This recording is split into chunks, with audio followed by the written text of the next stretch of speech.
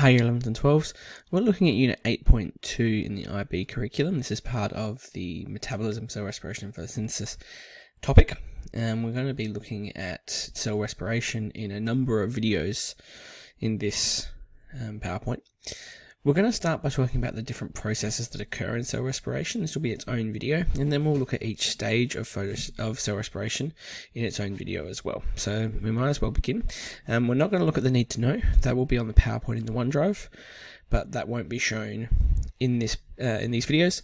But do remember that the need to know for each slide is at the top of the slide, which is visible. So let's begin. So we're going to start off by talking about the mitochondria, because the mitochondria is where we have been taught for a number of years that aerobic respiration takes place. Now, it's only the later parts of aerobic respiration that take place inside the mitochondria. But what the mitochondria actually does, now remember, the mitochondria in the junior years is referred to as the powerhouse of the cell. You can't be writing that. The mitochondria is not the powerhouse of the cell. That's not a scientific term.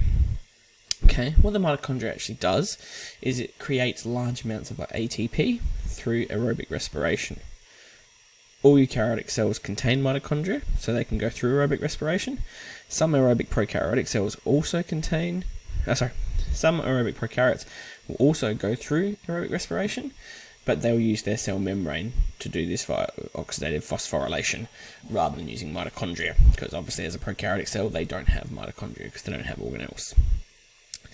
Mitochondria are themselves believed to once upon a time have been a prokaryotic cell that was engulfed by a eukaryotic cell or a larger prokaryotic cell via endosymbiosis, but we'll talk about that a little bit more in evolution. They have a double membrane structure because of the fact they have that vascular coating once they went through endocytosis and being engulfed. Okay. They have their own DNA, which is circular and naked, so it's different from the eukaryotic cell DNA, and they also have 70S ribosomes. They have a number of different parts that we need to know, and we'll look at in the next slide as well. We have the outer membrane, and the outer membrane helps to transport proteins and enables the movement of pyruvate from the cytosol. We have the inner membrane, which is containing the electron transport chain and ATP synthase, which is used for oxidative phosphorylation. Now, I'm using a lot of terms here we don't know.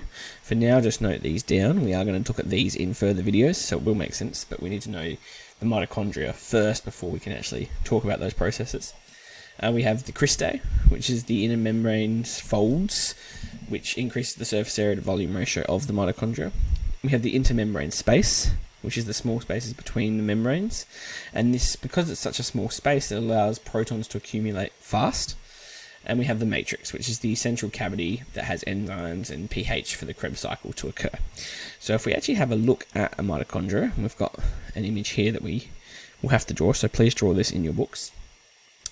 We'll start off with, we've got our matrix, which is the yellow inside of the mitochondria here.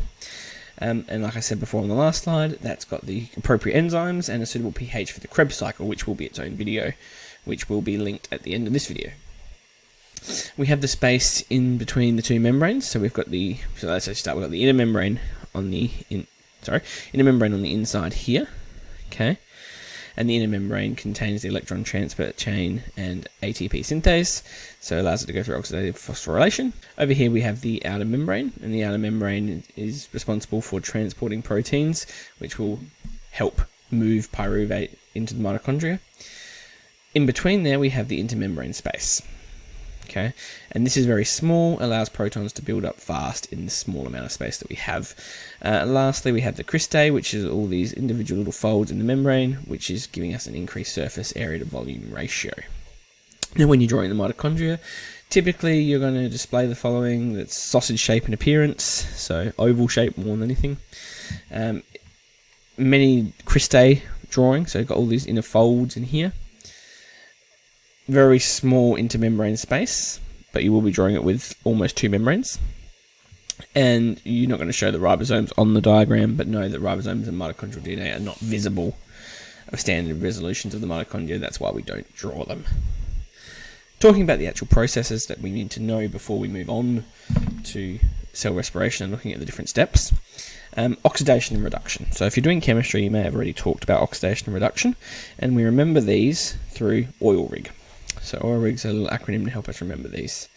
Okay. Oil rig is part of redox reactions, and these are reactions which transfer chemical energy when organic molecules break down, and in this case through cell respiration. Doesn't have to be through cell respiration. In chemistry they happen all the time.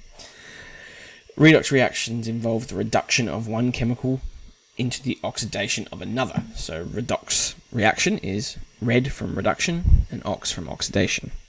Most redox reactions will involve the transfer of electrons, hydrogen or oxygen, one of those three types of things. So like I said, we know the terms reduction and oxidation. Reduction is when we gain electrons or a hydrogen ion, or it's the loss of oxygen.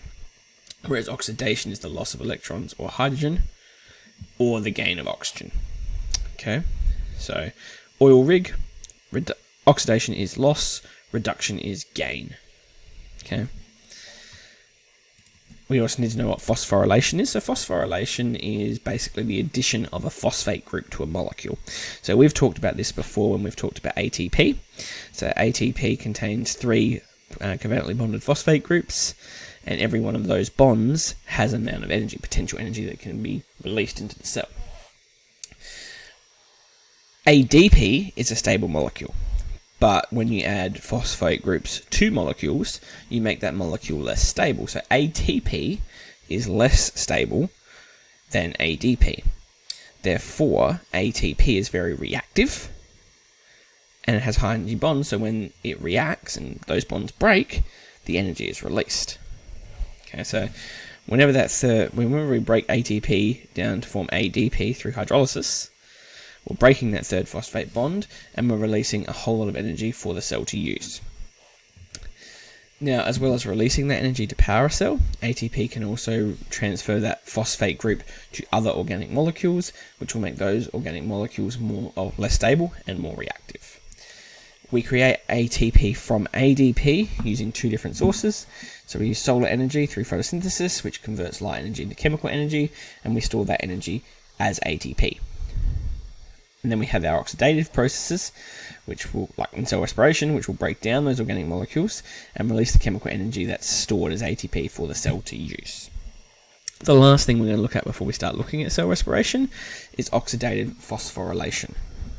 Okay, so oxidative phosphorylation, let's start by talking, cell respiration will break down organic molecules and it transfer those hydrogen atoms and electrons to carrier molecules. Okay, again, this is an oxidation reaction because we're losing hydrogen atoms and electrons, which follows off with oil rig. Oxidation is loss, we're losing. And that energy from those oil rig reactions is stored and transferred with protons and electrons to those carrier molecules.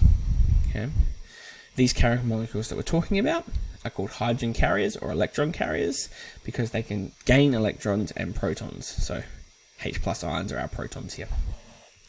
The most common hydrogen carrier is NAD+, and when that's reduced, it goes through reduction, so gaining, it turns into NADH, and that's the reaction it goes through there. Another less common hydrogen carrier, but we'll still talk about it in the next few videos, is FAD, and that is reduced to form FADH2 through this reaction. These hydrogen carriers kind of function like taxis, so they'll transport the electrons and hydrogen ions to the cristae of the mitochondria. That's where the electron transport chain, which we'll talk about in another video, is, and it will use the energy transferred by those carriers to physically create ATP. Okay, that process requires oxygen to function, so it only happens in aerobic respiration, and that means we can generate ATP from those hydrogen carriers. The reason for aerobic respiration unlocking so much more energy is because of these carriers which are happening through oil rig and oxidation and loss and reduction reactions.